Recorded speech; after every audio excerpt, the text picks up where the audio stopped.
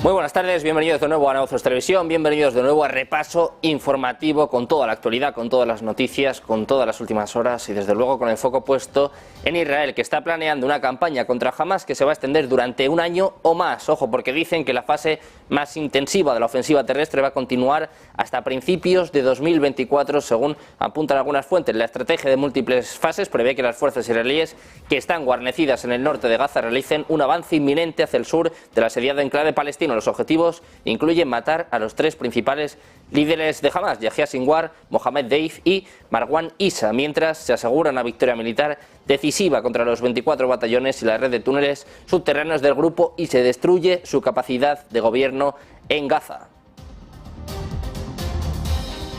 Con el foco puesto en Gaza, la entrada de camiones con ayuda y combustible para la franja de Gaza por el paso fronterizo egipcio de Rafah se ha detenido este viernes, según informan fuentes egipcias de seguridad y ayuda, al reanudar Israel su campaña militar después de la tregua de una semana, según apunta la agencia Reuters. La cantidad de ayuda entregada a través del paso fronterizo de Rafah había aumentado durante la tregua, aunque los responsables de la ayuda afirmaron que seguía siendo muy inferior a la necesaria. Rafah ha sido el único punto de entrada de la ayuda humanitaria destinada a Gaza, cuyas entregas comenzaron el 21 de octubre, 2 semanas después del inicio de la guerra.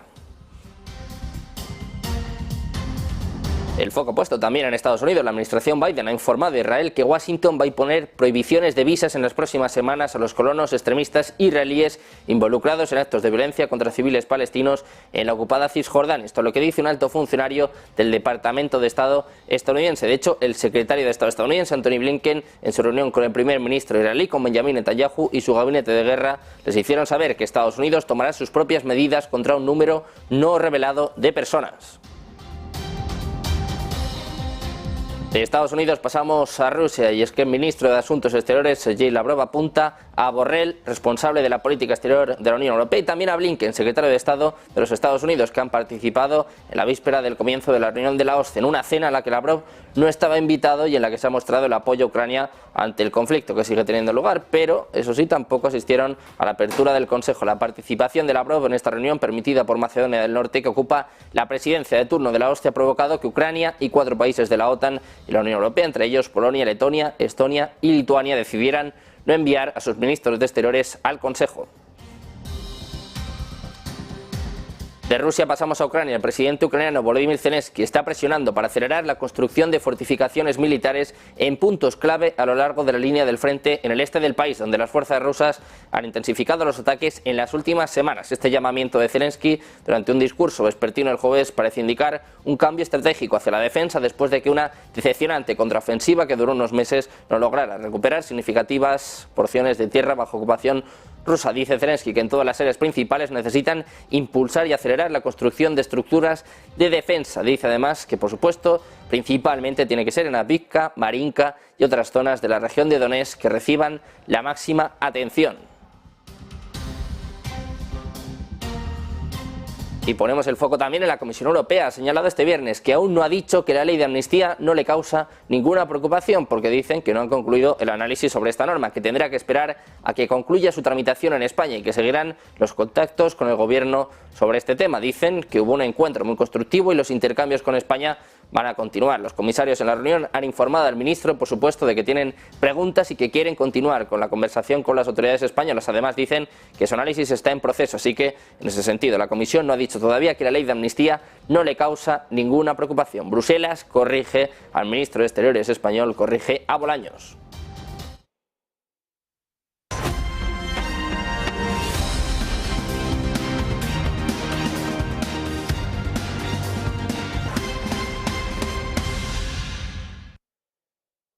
Bienvenidos de nuevo a Negocios Televisión, bienvenidos de nuevo a Repaso Informativo, con el foco puesto en toda la actualidad y, por supuesto, en lo que sigue sucediendo en Oriente Medio. Israel está planeando una campaña contra Hamas que se va a extender durante un año o más. Ojo, porque dicen que la fase más intensiva de la ofensiva terrestre va a continuar hasta principios de 2024. Esta estrategia de múltiples fases prevé que las fuerzas israelíes que están guarnecidas en el norte de Gaza realicen un avance inminente hacia el sur del asediado enclave palestino. Los objetivos incluyen matar a los 3 principales líderes de Hamas, a Yahya Sinwar, Mohamed Deif y Marwan Issa, mientras se asegura una victoria militar decisiva contra los 24 batallones y la red de túneles subterráneos del grupo, al tiempo que se destruye su capacidad de gobierno en Gaza. Dicen que esta será una guerra muy larga, que actualmente no están ni cerca de la mitad del camino para lograr sus objetivos. La estrategia general de Israel para Gaza es flexible, con tiempos dictados por múltiples relojes, incluido el progreso operativo sobre el terreno, la presión internacional y las oportunidades para liberar a los rehenes, según apunta Israel, que planea una guerra larga. Dice que no están ni a la mitad del camino. Precisamente el ejército de Israel ha confirmado que ya se ha reanudado el combate contra Hamas en Gaza este viernes, después de acusar al grupo militante palestino de violar una tregua temporal de 7 días al disparar hacia territorio israelí. Esta pausa de 7 días, que comenzó el 24 de noviembre y se ha extendido 2 veces, ha permitido el intercambio de decenas de rehenes retenidos en Gaza por cientos de prisioneros palestinos y además ha facilitado la entrada de ayuda humanitaria a la devastada franja costera. Hoy, finalmente, y en medio de negociaciones, ha expirado el plazo de la tregua y en este tiempo Israel ha interceptado un cohete disparado desde Gaza a primera hora del viernes con sus sistemas de defensa antimisiles cúpula de hierro, mientras que medios afiliados a Hamas informan de sonidos de disparos y explosiones en el norte de la franja costera, poco antes de que venciera el plazo para ampliar el acuerdo de 7 días. Expira una tregua que finalmente se ha extendido durante 7 días, un alto el fuego humanitario que, bajo la mediación de Qatar, ha permitido el intercambio de 8 rehenes y 30 prisioneros palestinos, así como la entrada de más ayuda humanitaria en la destrozada franja de Gaza.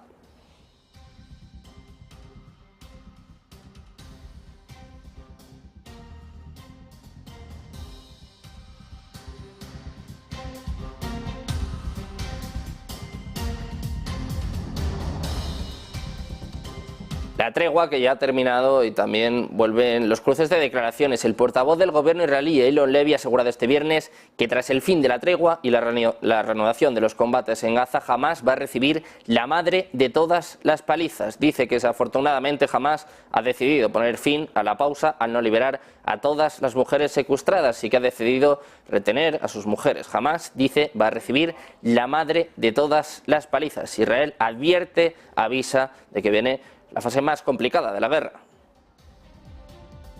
El foco ha puesto en el primer ministro israelí, Benjamin Netanyahu, que ha asegurado este viernes que Hamas no ha accedido a liberar a más rehenes, infringiendo los términos de una tregua, y que por eso Israel va a seguir comprometido a lograr sus objetivos mientras se reanudan los combates. Hamas no libera a todas las mujeres rehenes, como se había acordado, y también ha lanzado cohetes contra Israel, según especifica la oficina de Netanyahu, que dice que con esta reanudación de los combates insisten en que el gobierno de Israel está comprometido a lograr los objetivos de la guerra, liberar a sus rehenes, eliminar a Hamas y garantizar que Gaza nunca supondrá una amenaza para los residentes de Israel. Precisamente ya empieza a tener consecuencias este fin de la tregua, y es que la entrada de camiones con ayuda y combustible para la franja de Gaza por el paso fronterizo egipcio de Rafah se ha detenido este viernes, según informan fuentes egipcias de seguridad y ayuda, después de la reanudación por parte de Israel de su campaña militar tras la tregua de una semana. Según dice la agencia Reuters, la cantidad de ayuda entregada a través del paso fronterizo de Rafah había aumentado durante la tregua, aunque los responsables de la ayuda afirman que seguía siendo muy inferior a la necesaria. Rafah ha sido el único punto de entrada de la ayuda humanitaria destinada a Gaza, cuyas entregas comenzaron el 21 de octubre, 2 semanas después del inicio de la guerra. Vuelven los ataques. La yihad islámica palestina ha dicho que ha atacado ciudades y pueblos israelíes esta mañana. Su brazo armado, las brigadas Al-Quds, dicen que los ataques han sido en respuesta a crímenes contra su pueblo. El Ministerio de Salud de Gaza, dirigido por Hamas, ha dicho que 32 palestinos han muerto una vez que se reanudaron las hostilidades esta mañana, lo que significa que el número de muertos ha aumentado en 18 desde su última declaración a las 7:30 de la mañana. Y ponemos la mira también en Estados Unidos. El secretario de Estado estadounidense, Antony Blinken, ha trasladado a los líderes israelíes que no deben repetir la escala de destrucción y desplazamiento infligidos en el norte de la franja de Gaza, mientras preparan su avance militar más al sur para erradicar a Hamas. Dice Blinken que han discutido los detalles de la planificación en curso de Israel y que ha subrayado el imperativo para Estados Unidos de que la pérdida masiva de vidas civiles y el desplazamiento en la escala que vieron en el norte de Gaza no se puede repetir en el sur. Unas declaraciones que ofrecía después de su encuentro con Benjamin Netanyahu en Tel Aviv este jueves. Blinken ha instado a la moderación también en un mensaje en X, en el que ha subrayado que en su reunión con Netanyahu ha enfatizado la necesidad de que Israel tome todas las medidas posibles para evitar daños a los civiles. Los funcionarios estadounidenses han enfatizado en particular los peligros para los civiles después de que muchos huyeran al sur de Gaza para escapar de los combates con el apoyo de Israel.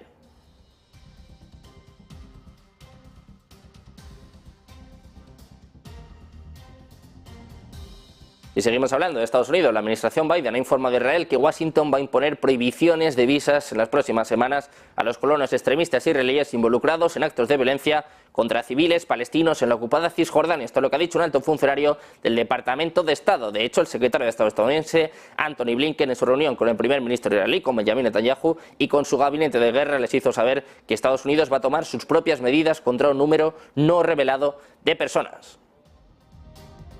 El presidente israelí Isaac Herzog ha pedido este jueves al presidente de los Emiratos Árabes Unidos, al jeque Mohammed bin Zayed Al Nahyan, que utilice su peso político para ayudar a liberar a todos los rehenes israelíes retenidos por el grupo militante palestino de Hamas en Gaza. Herzog hizo esta solicitud durante una reunión con el jeque Mohammed en Dubái, según el comunicado emitido por la oficina israelí. Los Emiratos Árabes Unidos son una potencia regional, aunque Qatar y Egipto, otro estado del Golfo, han estado mediando entre Israel y Hamas para la liberación de rehenes, lo que hasta ahora ha llevado a la liberación de 99 israelíes y extranjeros. Esta declaración también dijo que Israel había cooperado con los Emiratos Árabes Unidos para que el Estado del Golfo pudiera enviar ayuda a Gaza, construir un hospital de campaña en la frontera de Rafah en Gaza y ayudar a trasladar a niños heridos desde Gaza para recibir atención médica en los Emiratos Árabes Unidos. Reacciones también por parte del jefe de la ONU, Antonio Guterres, que dice que lamenta profundamente la reanudación de las hostilidades entre Israel y Hamas en Gaza y que espera que se pueda restablecer una tregua. En sus redes sociales decía que lamentaba profundamente esta reanudación de las operaciones militares en Gaza, pero que todavía espera que sea posible renovar la pausa que se estableció. Dice que este regreso a las hostilidades solo demuestra lo importante que es tener un verdadero alto el fuego humanitario.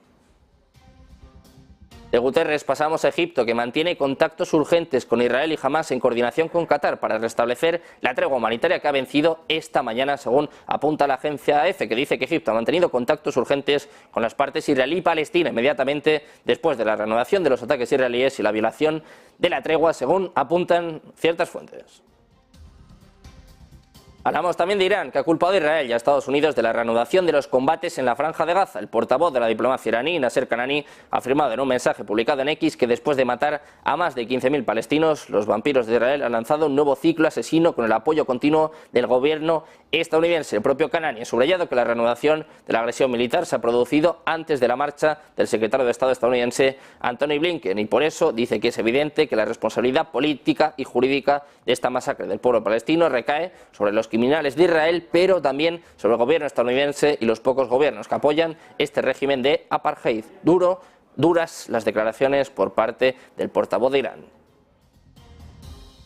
Precisamente, representantes iraníes han abandonado este viernes las negociaciones de la Conferencia de la ONU para el Clima en Dubái, en protesta por la presencia de una delegación israelí. Según informa un medio estatal, Irán considera la presencia de Israel en la COP28 contraria a los objetivos y directrices de la conferencia y en señal de protesta han abandonado la sede de la conferencia, según apunta el propio ministro de Energía iraní, Ali Akbar Mehrabian. Antes habían indicado que el presidente iraní, Ebrahim Raisi, no iba a participar en esta reunión de la ONU sobre el cambio climático debido a la invitación de funcionarios del régimen sionista. Entre los aproximadamente 180 jefes de Estado y de Gobierno que, según los organizadores, van a participar en la COP, se encuentra el presidente israelí Isaac Herzog, que va a aprovechar esta oportunidad para presidir una serie de reuniones diplomáticas.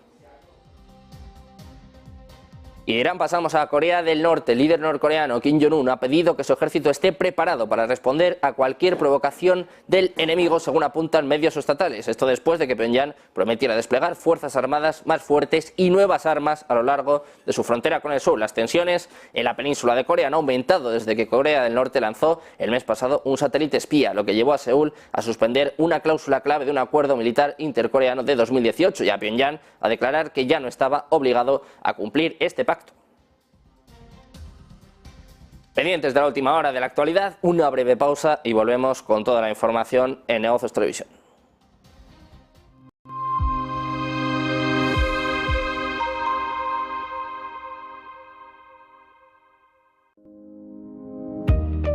La historia de la bolsa española hay que buscarla más cerca de las leyes que de las acciones. De hecho, para buscar el origen del mercado bursátil en España, hay que remontarse al 10 de septiembre de 1831 con la publicación de la Ley de Creación de la Bolsa de Madrid. Sin embargo, el IBEX 35, el principal selectivo de la bolsa española e índice de referencia del mercado español, es mucho más joven y cuenta con poco más de 30 años de historia. Fue el 14 de enero de 1992 cuando el IBEX 35 vio la luz para servir de referencia al recién creado mercado de opciones y futuros. Desde entonces, la economía española ha triplicado su tamaño en términos de PIB, al tiempo que el valor de las empresas del indicador se ha multiplicado por 10. A lo largo de este tiempo, el IBEX 35 ha consolidado su posición como marca líder de la economía y de las empresas cotizadas españolas y principal indicador de su transformación.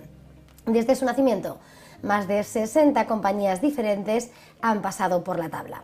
Para entender su composición y explicar la razón de sus integrantes, es importante señalar que el IBEX 35 es un índice ponderado por capitalización, lo que quiere decir que tienen más peso en las empresas de mayor valor, y lo componen los 35 valores más líquidos que cotizan en la bolsa española, ponderados por capitalización bursátil ajustada por capital flotante, una composición que se revisa de manera trimestral.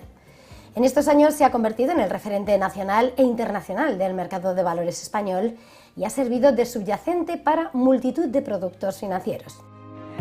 La representación sectorial ha variado también notablemente, lo que confirma al IBEX 35 como la principal referencia de los cambios en la estructura de la bolsa y la economía española a lo largo de estas 3 décadas. La estructura actual es más diversificada y en ella la digitalización y las energías renovables han ganado peso. Pero el IBEX 35 no camina en solitario, sino que se ve acompañado de una gran familia. Entre las incorporaciones más reseñables se cuenta en 2009 la llegada del IBEX 35 con dividendos. Este indicador incorpora los pagos de las compañías que forman parte del selectivo, un factor especialmente importante para el mercado español, en el que la retribución al accionista es una seña clara de identidad que le diferencia de otros mercados de su entorno. Desde 2021 cuenta con el IBEX Gender Equality para fomentar la igualdad de género, con un horizonte que no deja de crecer mirando a indicadores de sostenibilidad.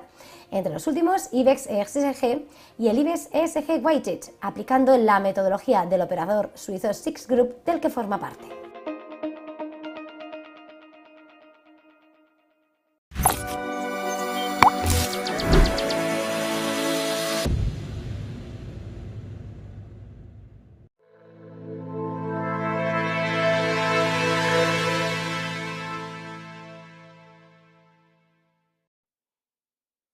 Pendientes de la actualidad de las últimas horas, ponemos el foco ahora en Rusia, que mejora sus posiciones en todos los sectores del frente, donde habría ocasionado más de 125.000 bajas al ejército ucraniano. Esto es lo que ha declarado hoy el ministro de Defensa ruso en una reunión con la plana mayor del ejército ruso, según informa la agencia EFE, que apunta a que sus militares actúan de un modo profesional y decidido, ocupando posiciones más ventajosas y ampliando las zonas de control en todos los sectores del frente. Ha valorado positivamente la táctica rusa en el campo de batalla y afirma que van a continuar llevando a cabo la defensa activa, incrementando el potencial combativo de las Fuerzas Armadas en base a las experiencias de la operación militar especial. El ministro ha indicado que durante medio año de la llamada contraofensiva el enemigo ha perdido más de 125.000 efectivos y 16.000 máquinas de combate. El foco también en el presidente Vladimir Putin, y es que el Kremlin ha sido preguntado este viernes por los comentarios de un funcionario estadounidense sobre la necesidad de persistir en las sanciones contra Rusia. Dicen que Moscú ya sabía que estas sanciones iban a durar muchos años. Esto es lo que apunta, esto es lo que informa la agencia Reuters. El portavoz del Kremlin, Dmitry Peskov, ha comentado esto en una entrevista en las declaraciones del subsecretario de Estado estadounidense para Recursos Energéticos, Geoffrey Piat, que dijo que Washington pretendía reducir a la mitad los ingresos de Rusia por petróleo y gas para finales de la década. El Kremlin dice que ya estaba al tanto y que sabe que las sanciones a Rusia van a durar varios años. Precisamente con el foco puesto en Rusia, el presidente Vladimir Putin ha ordenado la transferencia de todos los derechos para administrar el aeropuerto Pulkovo de San Petersburgo de manos de accionistas extranjeros, que incluyen a la Alemania Fraport AG y también al Fondo de Riqueza Qatarí, transfiriendo sus participaciones a una nueva entidad rusa. Según un decreto publicado el jueves por la noche, las participaciones en la concesión registrada en Chipre, que gestiona el aeropuerto de la segunda ciudad más grande de Rusia, se van a consolidar en una nueva empresa nacional. Los inversores existentes, que también incluyen un consorcio con el el fondo soberano de Abu Dhabi, Mubadala Investment Co, van a conservar sus participaciones, pero no van a poder votar porque esos derechos recaerán únicamente en los accionistas rusos de la nueva empresa. El operador aeroportuario alemán Fraport, la Autoridad de Inversiones de Qatar y el banco ruso VTB poseen cada uno cerca del 25% de la concesión de Pulkovo. El resto está controlado por un consorcio de inversores que incluye al Fondo Soberano de Rusia, RDIF, Mubadala y Baring Vostok, según el servicio de noticias Interfax. Hablamos también del ministro de Asuntos Exteriores ruso, Sergei Lavrov, acusado de cobardía a los responsables de la política exterior de la Unión Europea, Josep Borrell, y también al de Estados Unidos, Antony Blinken, por no haber participado con él en una reunión de la OSCE que termina hoy en Skopje. Lavrov ha asegurado que esos dos líderes pretendían aislar a Rusia, pero opina que su ausencia en el Consejo Ministerial de la Organización para la Seguridad y la Cooperación en Europa se debe a que son unos cobardes que quieren evitar una conversación honesta sobre los hechos. Escuchamos al propio Sergei Lavrov acusando de cobardía a Occidente. At that meeting, there was no Ukrainian minister, Polish minister, Baltic states ministers, and Blinken also left, and Borrell left also. Why is this happening? Probably they believe that that's how they can show their intention to isolate Russia. But I think this is just cowardice. They are afraid of any frank conversation based on facts. They are afraid of this kind of conversation.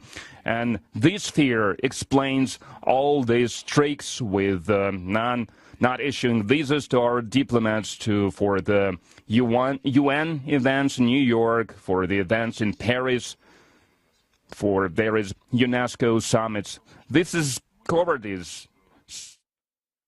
Estas son las acusaciones de Sergei Lavrov a Borrell, responsable de la política exterior de la Unión Europea, y también a Antony Blinken, secretario de Estado estadounidense, que participaron el miércoles, en la víspera del comienzo de la reunión, en una cena a la que Lavrov no estaba invitado, en la que se mostró el apoyo a Ucrania ante el conflicto que sigue teniendo lugar, pero no asistieron a la apertura del Consejo. La participación de Lavrov en la reunión permitida por Macedonia del Norte, que ocupa la presidencia de turno de la OSCE, provocó que Ucrania y 4 países de la OTAN y la Unión Europea, entre ellos Polonia, Letonia, Estonia y Lituania, decidieran no enviar a sus ministros de Exteriores al Consejo.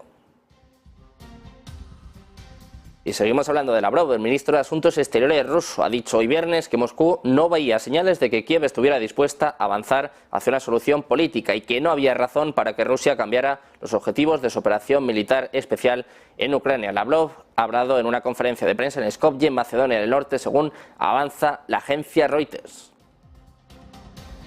Pendientes de esta Organización para la Seguridad y la Cooperación en Europa, que cierra este viernes en Skopje su Consejo Ministerial, su principal reunión anual, pendiente de si Rusia desbloquea varias decisiones esenciales para el futuro funcionamiento de la organización, la más grande del planeta en el ámbito de la seguridad. Todo esto después de que el ministro ruso de Exteriores, Sergei Lavrov, haya tenido que escuchar en persona las críticas de muchos de los países al conflicto que sigue teniendo lugar con Ucrania. Lavrov, cuya presencia en Skopje ha sido criticada por muchos de los otros 56 miembros del grupo, escuchó sin inmutarse como una delegación tras otra denunciaba la brutalidad, la ilegalidad y la injusticia de la agresión rusa. Al tomar el ministro ruso la palabra, los representantes de Moldavia y Ucrania abandonaron la sala, así como los 7 miembros de la Unión Europea y de la OTAN, entre ellos Croacia, República Checa, Polonia, Rumanía, Estonia, Lituania y Letonia.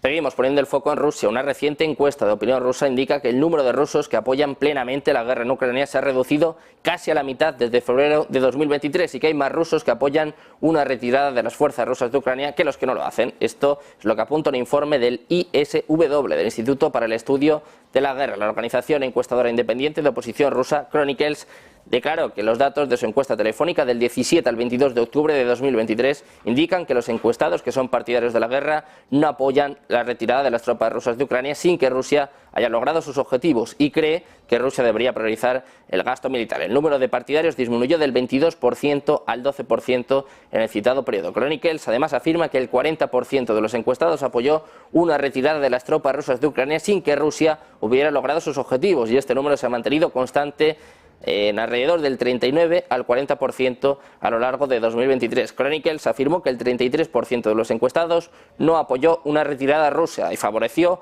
una continuación de la guerra, señalando que este número ha ido disminuyendo constantemente desde el 47% en febrero de 2023 al 39% en julio del mismo año. Una encuesta reciente realizada por esta organización encuestadora independiente rusa, Levada Center, publicada el 31 de octubre, indica que el 55% de los encuestados creía que Rusia debería iniciar negociaciones de paz, mientras que el 38% estaba a favor de continuar con este conflicto, con esta guerra. Y seguimos poniendo el foco en Rusia. La industria de defensa rusa está intentando cerrar la brecha de capacidades con Ucrania en el desarrollo de vehículos de superficie no tripulados de ataque unidireccional. Esto es lo que dice la última actualización del Ministerio de Defensa del Reino Unido sobre el estado de la guerra en Ucrania. El 27 de noviembre de 2023, Mikhail Danilenko, el jefe de la empresa rusa KMZ, anunció que sus USVs iban a probar en la operación militar especial, con vistas a establecer la producción en serie en 2024. KMZ ya había fabricado anteriormente una gama de USV, pero en los últimos meses ha empezado a proporcionar su capacidad OGWA. Danilenko afirma que la embarcación podía transportar una munición de hasta 600 kilos. Las armadas llevaban empleando USV desde la Segunda Guerra Mundial. Sin embargo, en manos de las fuerzas ucranianas, los tipos más modernos parecidos a lanchas rápidas repletas de explosivos, se han convertido en una capacidad clave en el dominio marítimo en este conflicto que sigue teniendo lugar entre Rusia y Ucrania.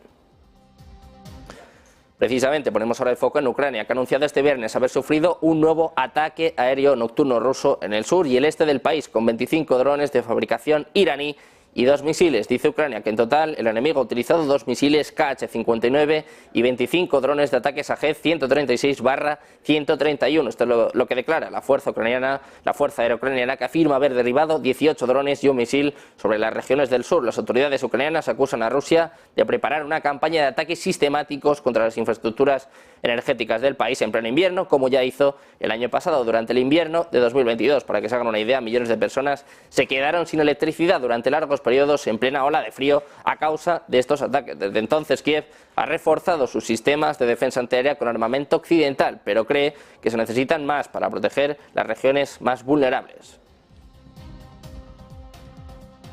Ponemos el foco en el presidente ucraniano, Volodymyr Zelensky, que está presionando para acelerar la construcción de fortificaciones militares en puntos clave a lo largo de la línea del frente en el este del país, donde las fuerzas rusas han intensificado los ataques durante las últimas semanas. Este llamamiento de Zelensky durante un discurso vespertino el jueves parece indicar un cambio estratégico hacia la defensa, después de que una decepcionante contraofensiva que duró meses no logró recuperar áreas significativas de tierra bajo ocupación rusa. Sus comentarios se produjeron mientras Moscú intenta tomar la iniciativa con nuevas ofensivas cerca de las ciudades orientales de Avdiivka y Kupiansk. En todas las áreas, dice Zelensky, en todas las áreas principales necesitamos impulsar y acelerar la construcción de infraestructuras de defensa. Dice Zelensky que, por supuesto, estas son principalmente Avdiivka, Marinka y otras zonas de la región de Donetsk, que recibirán la máxima atención. Y seguimos hablando de Ucrania, que dice que ha logrado avances territoriales graduales frente a un enemigo mejor armado y fortificado. Esto es lo que ha dicho su propio presidente, el propio Zelensky, durante una entrevista con Associated Press, en la que ha asegurado que va a impulsar la producción nacional de armas. Una parte considerable del presupuesto ucraniano se destina a este fin, pero la producción actual dista mucho de ser suficiente para invertir el curso de la guerra. Ahora Zelensky está buscando aliados occidentales, incluido Estados Unidos. Está buscando que le ofrezcan préstamos y contratos favorables para alcanzar ese objetivo. Dice Zelensky que está en la salida, añadiendo que nada aterroriza más a Rusia que una Ucrania militarmente autosuficiente. El presupuesto prevé destinar el 22% del PIB del país a defensa y seguridad nacional. La economía ucraniana se está reestructurando en torno a una guerra sin final a la vista, al igual que la vida cotidiana de sus ciudadanos. Seguimos hablando de Ucrania. Los transportistas eslovacos se disponen a bloquear la frontera con Ucrania hoy viernes. Prometen un cierre casi total del paso para camiones hasta que la Unión Europea cumpla sus demandas de normas más estrictas para los competidores ucranianos, según está informando la agencia Reuters. El jefe del sindicato eslovaco de transportistas UNAS, en concreto Stanislav Skala, ha dicho que su equipo estaba preparado para bloquear el paso de Visne Nemeke Usorod, el único punto fronterizo para camiones, a partir de las 3 horas locales. Los transportistas eslovacos se unen a los camioneros polacos que llevan bloqueando varios pasos hacia Ucrania desde el 6 de noviembre. Ese bloqueo ha redirigido parte del tráfico a través de Eslovaquia, provocando que cientos de camiones se amontonen durante kilómetros en la aproximación a la frontera.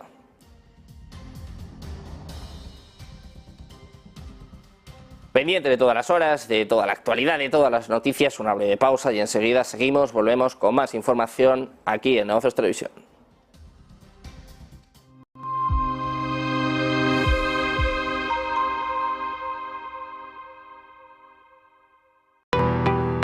qué es Bitcoin. Hoy vamos a explicarles qué es exactamente Bitcoin, explicándoles los conceptos básicos para que entiendan esta criptomoneda de la que todo el mundo lleva años hablando. Esta explicación les servirá para saber también qué son exactamente las criptomonedas y cómo funcionan, para que puedan tener una noción un poco menos técnica de cómo funciona todo esto y a lo que nos referimos con cada término. Bitcoin es una criptomoneda o moneda virtual, concretamente la primera que fue desarrollada. Es la criptomoneda que le ha marcado el camino a todas las demás que llegaron después utilizando su tecnología. Esta tecnología es la cadena de bloques o tecnología blockchain, que también se utiliza para otras cosas. La primera de las criptomonedas fue creada por Satoshi Nakamoto, que es el seudónimo que corresponde a una persona que nadie sabe exactamente quién es, aunque sí que es cierto que ha habido muchas teorías. Esta persona publicó en 2009 un artículo en el que describía un sistema de pagos P2P al que llamó Bitcoin. Al cabo de unos meses, él mismo publicó la primera versión del software que permite gestionar la red de la moneda y que además empieza a interactuar con los primeros interesados en foros. La cantidad total de bitcoins que se emiten cada año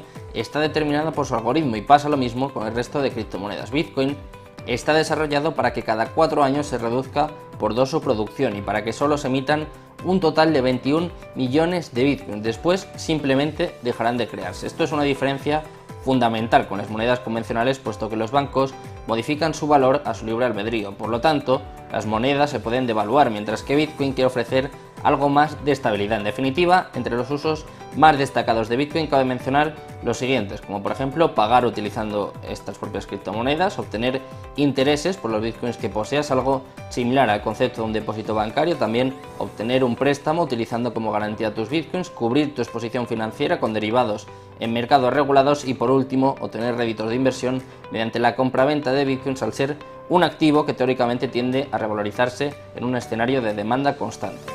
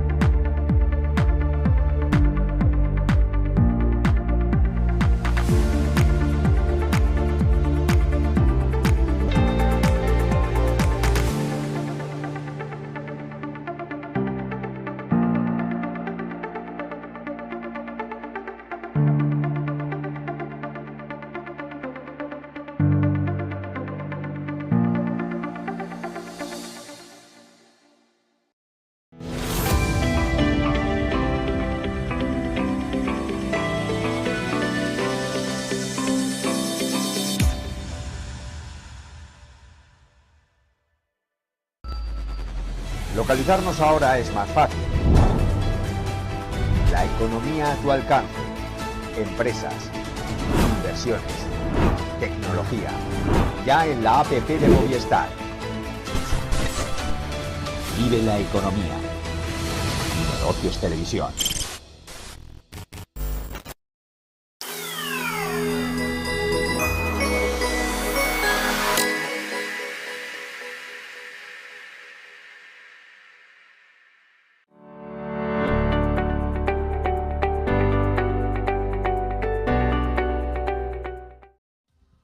De vuelta a Negocios Televisión, pendientes de las últimas horas y pendientes de todo lo que sigue sucediendo en este conflicto que sigue teniendo lugar en Oriente Medio. Están sonando sirenas en el norte de Israel después de un ataque con cohetes cerca de la frontera con Líbano. Las sirenas antimisiles han estado sonando en varias ciudades del norte de Israel cerca de la frontera con Líbano, haciendo que los residentes de la zona corran en busca de refugio. Las FDI dicen que la cúpula de hierro ha interceptado un objetivo aéreo sospechoso que ha entrado en el espacio aéreo israelí desde el Líbano hace apenas unos minutos. El lanzamiento del misil interceptor ha hecho sonar las sirenas en varias comunidades de la Alta Galilea. De hecho, están sonando las sirenas en Seur Yeshuv, en Hagorisrim, en Dafna y en Beit Hillel. De momento no informan de heridos, tampoco de daños, pero vuelven los ataques, en este caso ataque con cohetes cerca de la frontera con el Líbano.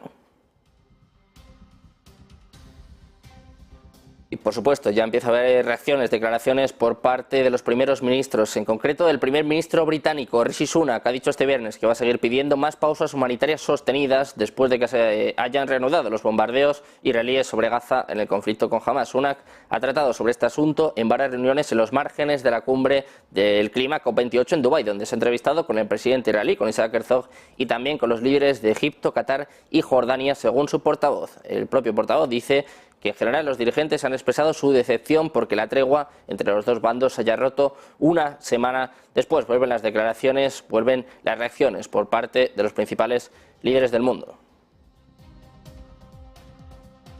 Precisamente hablando de líderes, los líderes de la Unión Europea van a apelar directamente al líder chino, a Xi Jinping, con respecto a las acciones de 13 empresas chinas acusadas de ayudar a Rusia a eludir las sanciones. Esta medida, informada por el South China Morning Post, marca un esfuerzo renovado por parte de la Unión Europea para abordar las preocupaciones sobre la aplicación de sanciones. El presidente del Consejo de la Unión Europea, Charles Michel, la presidenta de la Comisión Europea, Ursula von der Leyen, y el máximo diplomático del bloque, Josep Borrell, se están preparando para una visita a Beijing los días 7 y 8 de diciembre. Se espera que la próxima cumbre Unión Europea con China sea un momento crítico para las negociaciones diplomáticas, ya que la Unión Europea está buscando garantizar la aplicación de sus sanciones y abordar los complejos desafíos que plantean las entidades que ayudan a Rusia en la guerra de Ucrania. Según este medio, según South China Morning Post, la Unión Europea inicialmente excluyó a estas empresas chinas de su 12º paquete de sanciones. Sin embargo, existe la opción de que los nombres de estas empresas se agreguen a la lista de sanciones si la Unión Europea no logra garantizar el compromiso de China de tomar medidas.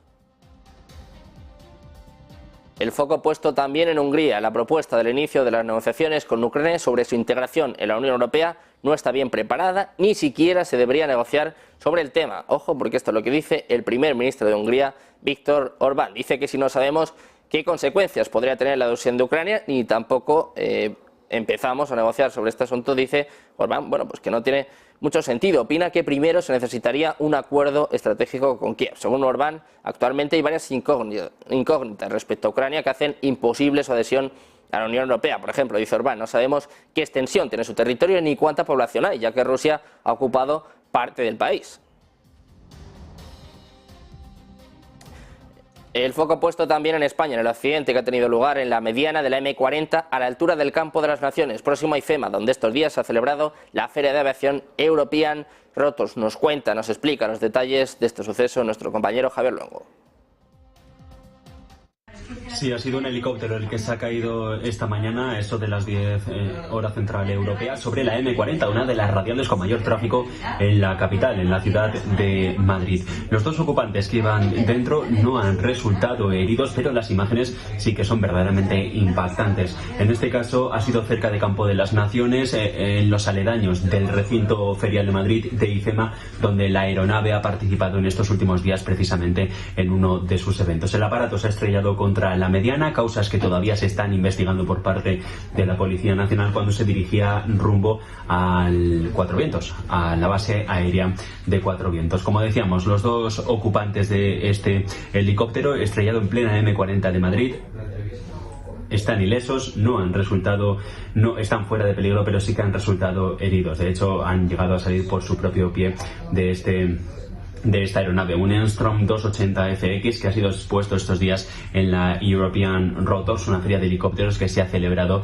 hasta justamente este pasado jueves en IFEMA. El Enstrom F-28 y el 280 son una familia de helicópteros de pequeño tamaño construidos por una compañía estadounidense que uno de ellos se ha estrellado cerca del barrio de Hortaleza, cerca de la capital. Ningún coche se ha visto involucrado en este accidente. El tráfico en la M40, una de las principales, como decíamos, carreteras radiales de la Comunidad de Madrid, es un auténtico caos. Está el tráfico paralizado, causas que todavía sobre este helicóptero estrellado se están investigando. Pendientes precisamente de España, la Comisión Europea ha señalado este viernes que aún no ha dicho que la ley de amnistía no le causa ninguna preocupación. Dice que no ha concluido el análisis sobre la norma, que tendrá que esperar a que concluya su tramitación en España y que van a seguir los contactos con el Gobierno sobre este tema. Lo ha explicado así el portavoz de Justicia del Ejecutivo Comunitario, Christian Wiegand, preguntado por las declaraciones del ministro de la Presidencia, Justicia y Relaciones con las Cortes, Félix Bolaños, después de reunirse ayer con dos comisarios europeos, cuando dijo que Bruselas tenía cero preocupación por la proposición de ley de amnistía que allanó la investidura de Pedro Sánchez. Escuchamos precisamente a Wiegand corrigiendo a Bolaños. There was a very constructive meeting, and the discussions and the exchanges with Spain continue. The Commissioner in the meeting informed, of course, the Minister that we have questions and that we want to continue the conversation with the Spanish authorities. Also, our analysis is ongoing. So, in that sense, the Commission has not said that the amnesty law does not raise any concerns. Escuchamos al propio Weygand diciendo que hubo un encuentro muy constructivo y que los intercambios con España van a continuar. Los comisarios en la reunión, dice, informaron al ministro, por supuesto, de que tienen preguntas y que quieren continuar la conversación con las autoridades españolas. Además, dice que su análisis está en proceso, así que en ese sentido la Comisión no ha dicho todavía que la ley de amnistía no le causa ninguna preocupación. Seguimos poniendo el foco en España. Malas noticias, y es que transferir dinero a través de tu banco puede parecer una operación bastante sencilla, pero ojo porque puede traernos algún que otro problema. La agencia tributaria a partir de ahora puede imponer multas con relación al importe total de la transferencia. El Ministerio de Hacienda y Función Pública, liderado por María Jesús Montero, busca que no se produzcan ilegalidades en el proceso de movimientos de dinero. Por ello, las autoridades fiscales van a vigilar que las transacciones cumplan la ley y, según ellos, acabar con el fraude o blanqueamiento de capitales. Para evitar la sanción se debe tener en cuenta que existe un máximo de intercambios establecidos al día y también un tope de dinero. Sello un fijo impuesto para realizar un máximo de movimientos al día o un máximo para enviar, ya sea diario, también semanal, mensual o incluso anual. Y estas personas que no cumplan con los requisitos serán multados según la situación o el punto que no hayan cumplido. Esto es lo que explica el artículo 6.1 del Código Civil, que dice que la ignorancia de las leyes no excusa de su cumplimiento. Lo que es lo mismo, las personas deberán mantenerse informadas ante cualquier cambio o procedimiento relativo a este caso. En caso contrario, no será suelta ninguna persona que no esté al tanto solamente por eso. Así que ojo, porque Hacienda te puede multar con hasta 2.500 euros si superas el límite por transferencias, aunque sea entre tus propias cuentas. Seguimos hablando de España, y es que el ministro de Finanzas belga y presidente del Consejo de Gobernadores del Banco Europeo de Inversiones, Vincent Van Petegem, ha decidido proponer como candidata a Nadia Calviño para la presidencia del BEI, porque considera, después de las consultas, que cuenta con el apoyo suficiente para liderar a partir del 1 de enero de 2024 este organismo. Esto es lo que ha adelantado hoy el medio Político, que dice que el ministro de Finanzas belga va a enviar una carta a sus homólogos de la Unión Europea respaldando a Nadia Calviño para que asuma el cargo de presidenta del BEI. Lo hará después de constatar, previas consultas con los Estados miembros, que la actual vicepresidenta primera y ministra de Economía, Comercio y Empresa de España, Nadia Calviño, es la única candidata a la presidencia del Banco Europeo de Inversiones que reúne los apoyos suficientes para lograr un consenso. El foco puesto también en China, en la actividad fabril de Asia, que se ha mantenido débil en noviembre debido a la débil demanda global. Esto es lo que muestran los PMI publicados este viernes y que arrojan signos mixtos sobre China. Atención, porque hoy el PMI del gigante asiático hemos visto cómo se ha expandido inesperadamente, mientras que la actividad manufacturera cae a su ritmo más rápido en 9 meses. En Japón se estabiliza en Corea del Sur y Taiwán, en los tres, por su naturaleza exportadora. La sorpresa ha llegado por parte de China. El índice PMI manufacturero privado de Caixin ha subido inesperadamente hasta los 50,7 puntos en noviembre, desde una lectura de 49,5 en octubre. La lectura se produjo un día después de una encuesta oficial que mostró una contracción tanto en la actividad manufacturera como en la no manufacturera, subrayando los problemas cada vez más profundos en la segunda economía más grande del mundo. Nos fijamos también en Venezuela. Caracas ha reclamado durante más de 200 años derechos sobre Esequibo, una vasta franja del territorio de la vecina Guyana, pero ahora ha optado por celebrar un referéndum entre los venezolanos sobre la apropiación de los 160.000 kilómetros cuadrados de tierra. El mayor interés en la extensión de la selva amazónica surge en parte de su riqueza de recursos, incluidos los depósitos de petróleo en alta mar que desde 2019 han convertido a Guyana en la economía de más rápido crecimiento del mundo. Otra razón es más cercana para el líder, hombre fuerte de Venezuela, para Nicolás Maduro, que son las elecciones del próximo año. La posibilidad de que Venezuela, aliado de Rusia, siga este referéndum con una incursión en Guyana de tendencia occidental ha generado preocupación en la región. De hecho, Brasil ha dicho esta semana que había aumentado la presencia militar en sus zonas del norte que limitan con ambos países. Guyana teme que el referéndum pueda ser un pretexto para apropiarse de tierras y, de hecho, ha apelado a la Corte Internacional de Justicia para que detenga este referéndum, una medida que Caracas ha rechazado, aunque su reclamo sobre la tierra en gran medida no ha sido reconocido internacionalmente. El foco puesto también en el petróleo. Los productores de petróleo de la OPEP han acordado recortes voluntarios de producción por un total de cerca de 2,2 millones de barriles por día para principios del próximo año, liderados por Arabia Saudí, que renueva su actual recorte voluntario. La OPEP Plus también ha invitado a Brasil, uno de los 10 mayores productores, a formar parte de este grupo. El ministro de Energía del país dice que esperaba unirse en enero. Este grupo, que extrae más del 40% de la producción mundial, ha debatido en medio de pronósticos de que el mercado enfrenta un superávit potencial y, dado que un recorte de un millón de barriles por día por parte de Arabia Saudí finalizará el próximo mes. El viceprimer ministro ruso, Alexander Novak, dice que el recorte voluntario de Rusia incluiría el crudo y sus productos. Los Emiratos Árabes Unidos dicen que habían acordado recortar la producción en 163.000 barriles por día, mientras que Irak dijo que recortaría 220.000 barriles por día adicionales en el primer trimestre. Arabia Saudí, Rusia, Emiratos Árabes Unidos, Irak, Kuwait, Kazajistán y Argelia estuvieron entre los productores que dijeron que los recortes se eliminarían gradualmente después del primer trimestre, si las condiciones del mercado lo permiten. Seguimos pendientes de más noticias, más actualidad, el foco puesto en el petróleo, en lo que sigue sucediendo en Oriente Medio y, por supuesto, en el conflicto de Rusia con Ucrania. Una breve pausa y volvemos con más información, con más noticias en Negocios Televisión.